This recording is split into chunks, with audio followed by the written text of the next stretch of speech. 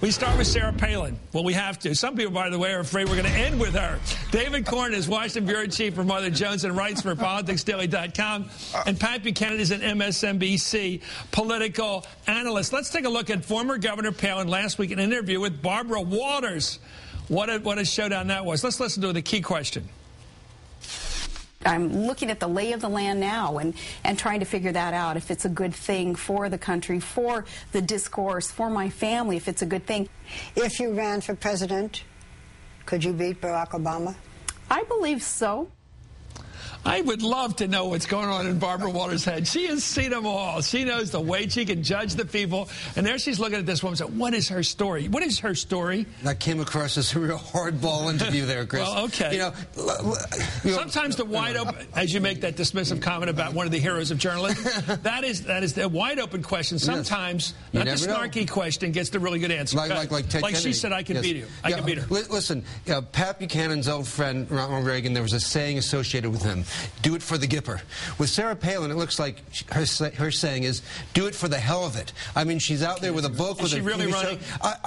I don't think she knows yet. I think she wants to just, cash in and get a lot of celebrity. I'm impressed. Let's look at the polling, Pat. I don't want to waste your time here with this because this is a really hard question. And I know you like her, and there's certain things about her that everybody likes. But let's take a look.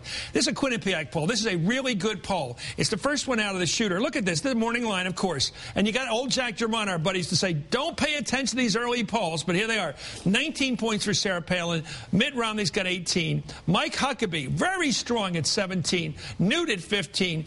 And Palin down there at, 6. What I'm impressed by as a poll watcher, and I completely believe in them for what they are, but look at how it looks right now, Hucklechuckle is so strong, he's within basically the margin of error, with nowhere near the name ID of these other two people. Is he really a contender? Is this really a three-way fight right now? Mike Huckabee and Sarah Palin have one thing that none of the others have.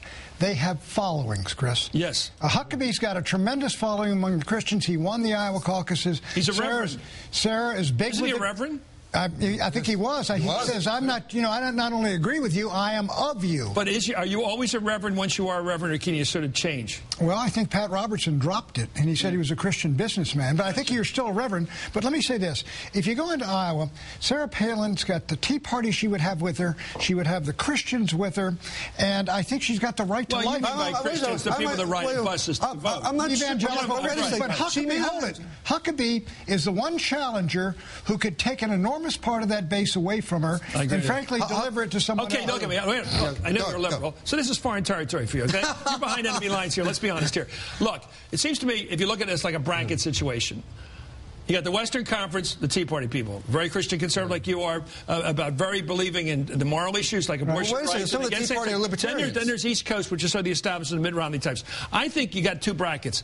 If she is knocked out for that conservative bracket, that Christian conservative bracket, by Mike Huckabee, she's out of the game. If she wins that, she's in it to the end, right? No, I disagree with this. I think what she's got, Chris, she went down into Delaware and got behind an unknown and got her to beat in the primary the most popular Republican in the state. She can do what FDR did not do, which is knock people off in her own party. So I think, hold it, let me finish. I think that Sarah Palin, she's got legs in this sense. She can last through defeats and keep going. Very few others can do that, except for Huckabee. Okay, let's take a look at the people that don't like her. She still has to campaign on her own. Going in and giving her brand recognition to Christine O'Donnell is different. If you ever doubt there's a Republican establishment out there, watch Barbara Bush. Here she is in an interview with Larry King, one of Larry King's last interviews. Let's listen to this interesting back and forth. What's your read about Sarah Palin? Well, I sat next to her once, thought she was beautiful.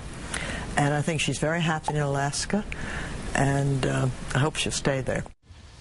I like the non-reaction from George Herberwalker. Whoever thought that Barbara Bush would be the voice of the American public? She's more in sync with people than Pat is, because Sarah Palin's unfavorable ratings. Who would you rather have as President of the United States, Sarah Palin or Barbara Bush?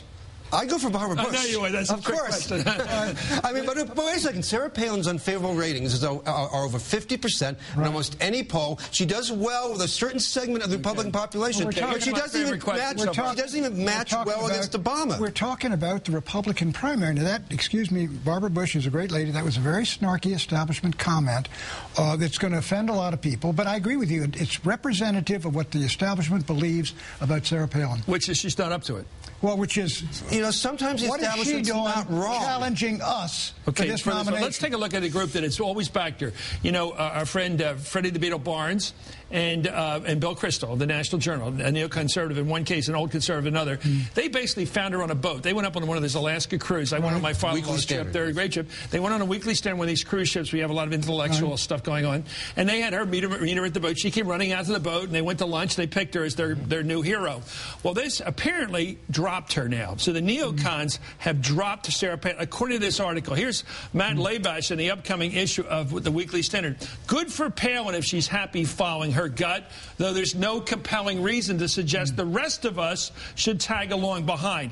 That is usually the dismissive gesture right then, Pat. Well, they picked her just like they picked Quayle, and they discarded Quayle once they were finished with him. Had they done the same to her? Well, I think Bill Kristol basically sent the message out, she's not up to this. No, not yet. If he ran an editorial saying what maybe that's Labash the leading did, indicator. Well, it may be an indicator, but it's not conclusive, quite frankly. But if Kristol did it himself in his own magazine, I would agree with you. But look, she is far bigger than the neocons, who are all chiefs and no Indian. No, they didn't. But they know. She was the figure. My people called me about her in 2006. They know something that most Americans know, which is she's empty and she's not competitive in the general election. They want to win the next election. They don't want to just express their feelings. They want to win. Doesn't it shock you, Pat, that she's not doing any homework?